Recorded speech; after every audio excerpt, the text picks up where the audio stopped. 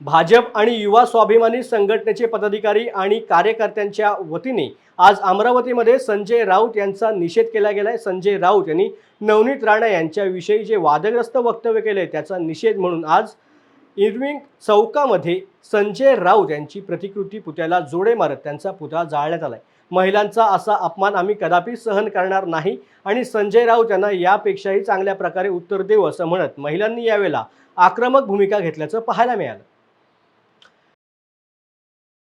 अमरावती ही अंबानगरी आहे आणि अंबानगरी येथे तो कुठचा अत्तू नत्तू मुंबईचा इथे येऊन जर माननीय खासदार यांच्याविषयी असं असभ्य वर्तन वागणूक करत असेल, बोलत असेल तर आम्ही कदापि सहन करणार नाही।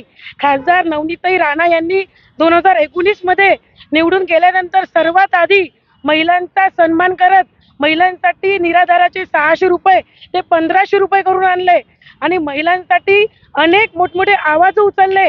अशा खासदार नवनीताई राणा यांना जर हा संजय राऊत संजय असं काहीतरी म्हणत असेल तर याला आम्ही नक्कीच याच्यापेक्षा चांगल्या प्रकारे उत्तर देऊ आणि त्याच्या तोंडावर जोडे मारू।